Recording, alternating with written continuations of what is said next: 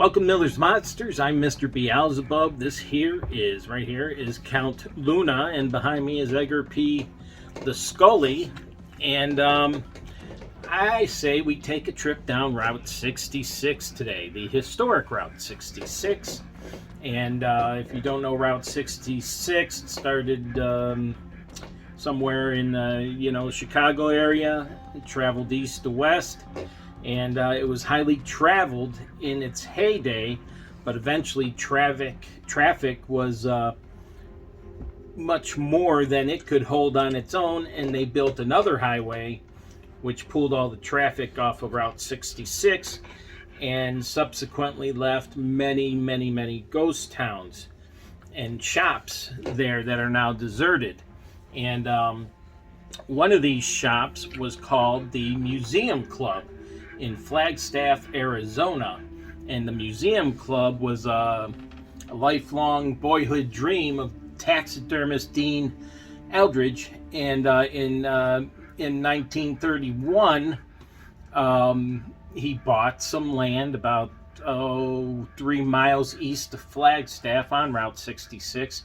And he hired some unemployed lumberjacks to cut down trees, and he built himself a log cabin, and he used to claim that this was the biggest log cabin in the world.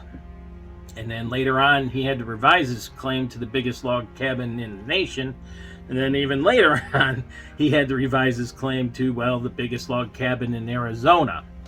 All right, but besides having a really big log cabin, since 1918, Dean began his or has been doing taxidermy, and he had collected quite a collection to be seen at the Museum Club. And he had six-legged sheep, a Winchester rifles, Indian artifacts. It had a taxidermist shop, 2-headed calves. He had more than 30,000 items at this museum, and they began to call it the zoo, not a zoo, the zoo.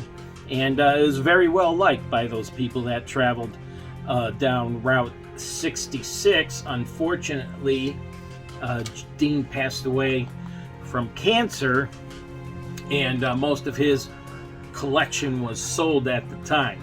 Now, before I tell you the rest of the story about the Museum Club and the hauntings, please take a minute, hit the subscribe button, ring the bell, set yourself up for notifications so you don't miss another episode, and please tell your friends and neighbors to like and subscribe as well. I thank you in advance. So after that, the club passed through several hands, and until 1963, when Don Scott and his wife Thorna built the club, and they turned it into a honky-tonk of sorts, and a country music dance hall. And some of the stars that were there were Willie Nelson, Waylon Jennings, Barbara Mandrell showed up, grabbed the guitar and started playing in impromptu, and people would stop there on their way from Nashville to Las Vegas. And they lived upstairs in the bar, or the honky tonk, and they ran it a successful business for about 10 years. And then one fateful night, they were closing up the bar, and Don was cleaning up downstairs, and Thorna went up the stairs to go up to the apartment. And unfortunately, before she got to the apartment, she fell down the stairs, broke her neck, and fell into a coma and died a little bit later. And then Don, being grief-stricken and living that memory of his wife falling down the stairs night after night, and the sorrow he had, he eventually took his own life in 1975. And I'm going to take a brief moment to get more treats for Luna. So in 1978, Martin and Stacy Zanzucci bought the club, and they did extensive restorations on the club. They brought the zoo back, what was left of it, and they began playing that new country music sound in the place, and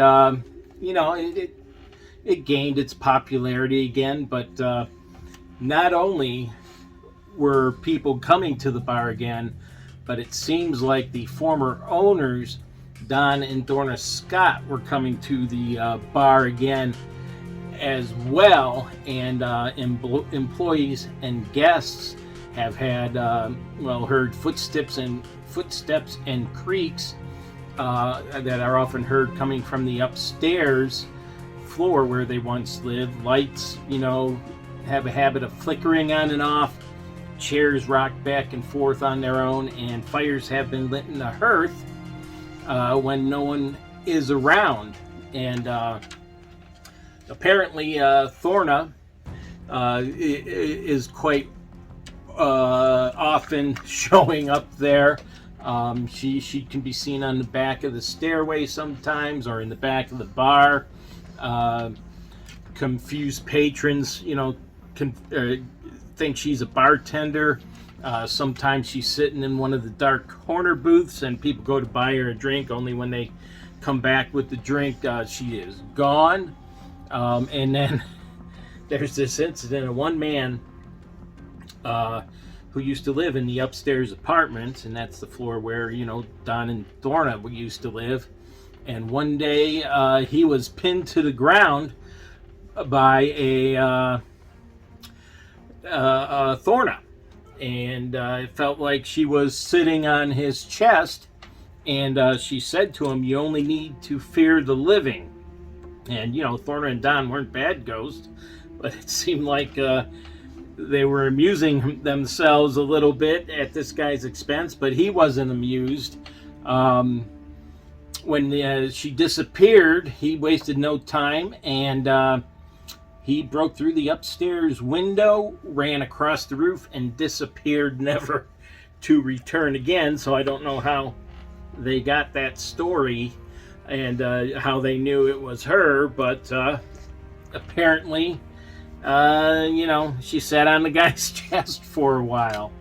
Some other things, things are mixed around in the bar when, they're orderly when they leave, nobody's in there, and they come back and things have been, like the drink mixes are on the other end of the bar, all the bottles are rearranged, not in the right places.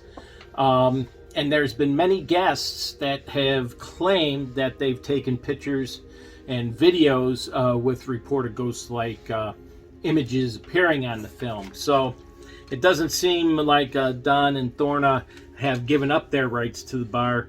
Luckily, they're not causing too much trouble, maybe, except for that one patron who has never returned. And, get your kicks on Route 66 and maybe see a ghost as well. So I hope you like what you heard. If you have, please hit the subscribe, ring the bell, set yourself up for notifications so you don't miss another episode. And please tell your friends to watch and subscribe as well. I thank you in advance, and I will talk to you later.